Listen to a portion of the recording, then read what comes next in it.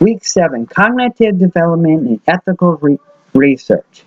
The goal of any good debater is to expose logical inconsistencies of a person's logical way of speaking or thinking.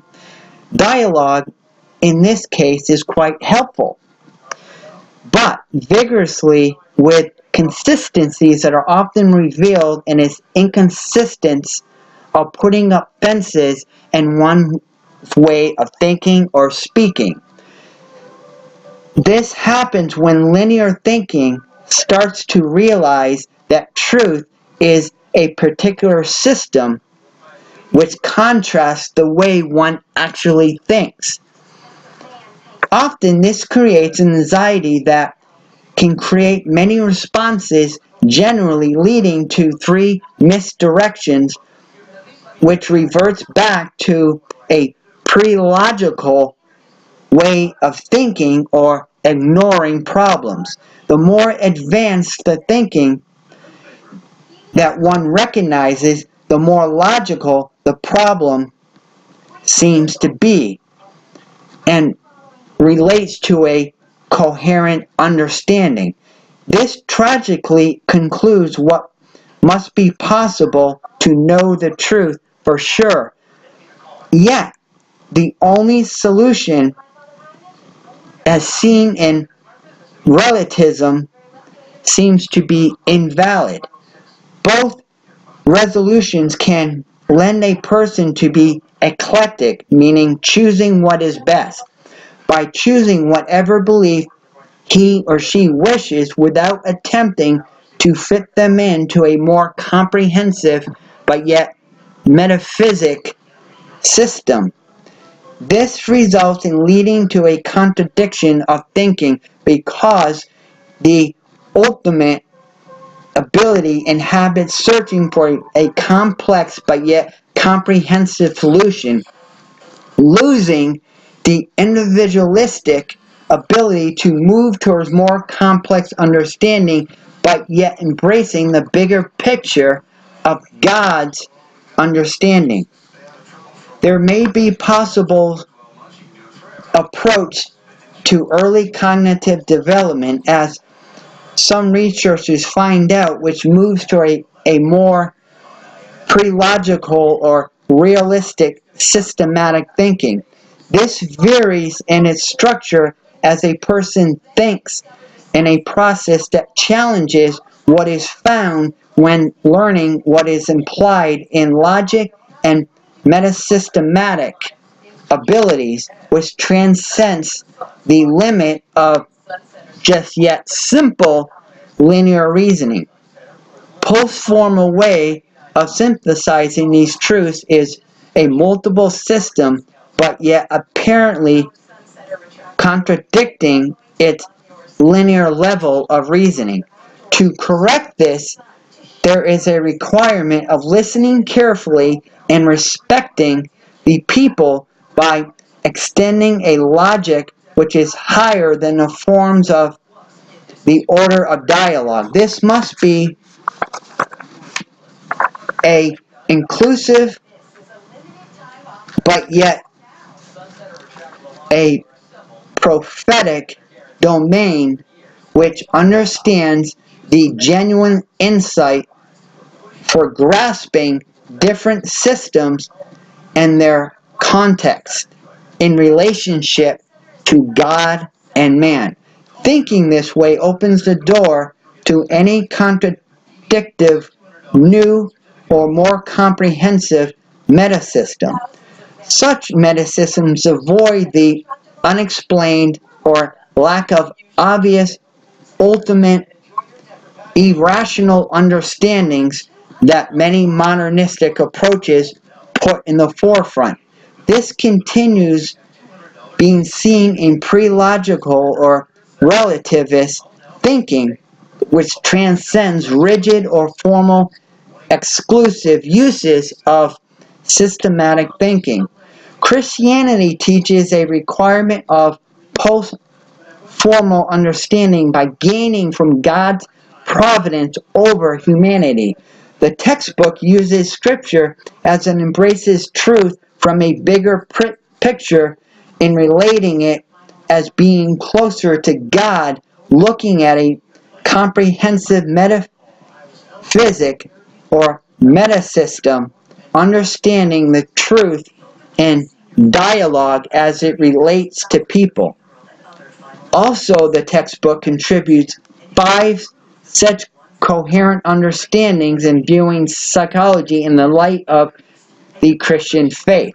One makes it a point that these views are likely a metasystem itself, but resulting in several searching or shifting reflections as a matter of their contributions. As Christians, we must pick from one view to defend and recognize strengths, ending sites to use in helping people, and develop a way of forming a synthesis of his or her, forming a metasystem pointing to a view which relates a system of incorporating values or views seen in the 5 views as it is related in the textbook.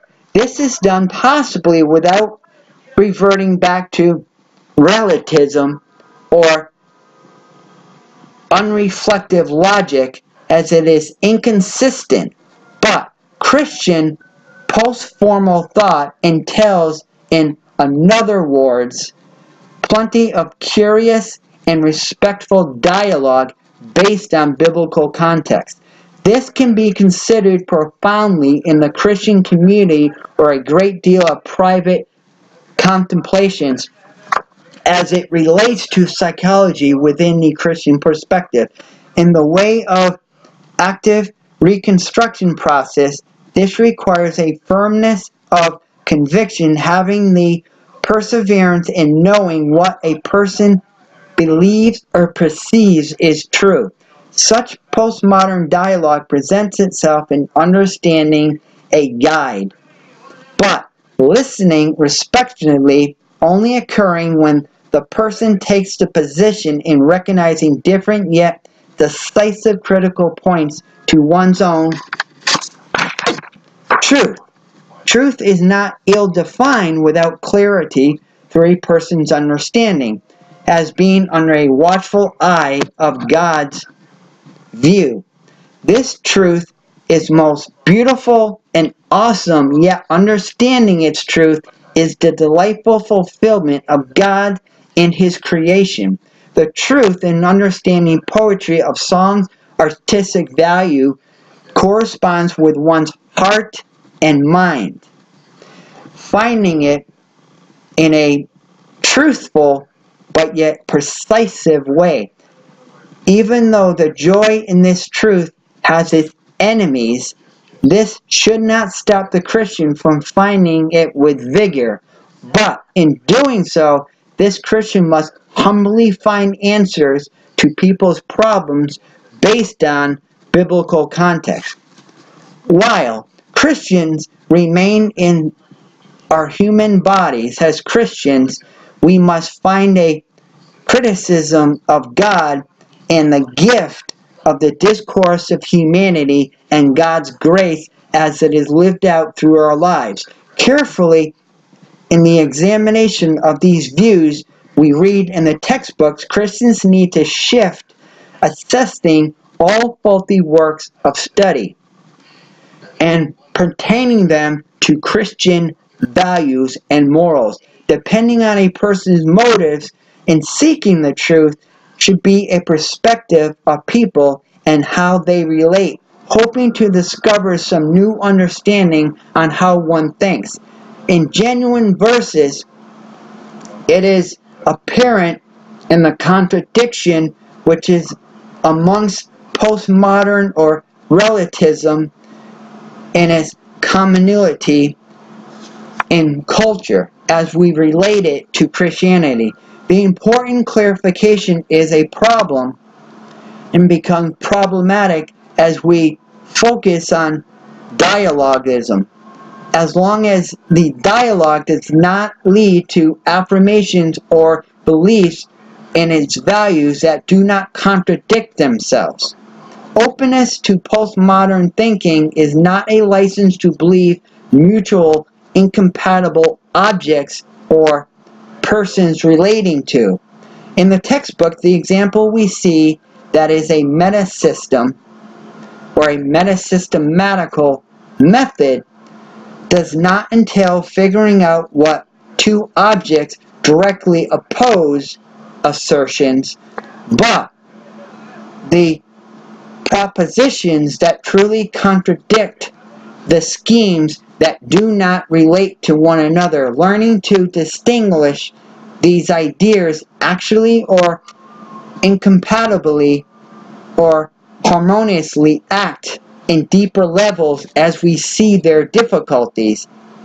Yet, because the essential reasoning for postmodern thought plays upon the logical set of laws that still hold to metasystematic thinking of logic. This statement is not true in its approach because it is opposite and contrary to what is true, as postmodern thought allows a person to affirm his or her own truth, but there is not enough good evidence to support such claims. In biblical texts, Christ is fully human yet fully God. In formulating complex topics of dialogue, biblical doctrine can be useful. In such beliefs of formulating complex and relational thought, incompatible beliefs of postmodern thinking does not refuse a genuine or logical idea. This makes it evident that metasystems or metaphysical thinkers find a willingness to hold to beliefs but yet contradict one another in a particular way of thinking. For there is no hope in leading any further or greater clarity where a Christian has the ultimate confidence that God's understanding does not contradict itself. Logic is essential for all Christian thought, but postmodern thinking provides a sloppy way of thinking because it would seem to be illogical in its premise of relating to a thought which contradicts itself. Such integrations have two or more simple logical thoughts of higher logical order. This logical law seems to abandon itself, but understanding many ideas are best understood in linear thinking when available evidence compels the Christian to make formal understanding and offer a development of a more comprehensive viewpoint that stands alone. For a Christian, gaining understanding through a variety of facets, it has a criticism of a dialogical thought process. The denouncement of ignored thoughts becomes affirmed by a convinced but yet valid approach because it finds itself in the act of psychology and counseling in relationship to God. Integrity and honor begins in the ability to report an honest and yet applied method of data which results in previously publishing it in the light of Christian reality. You should not make any data or research which exploits one's results or construes a misled value. A better or over-exaggerated finding has an objective aim and becomes biased in its research, which has an interpretation of a peer view which is slanted. For example, any recommended peer or anyone who does not work within a certain group excludes himself from what is true.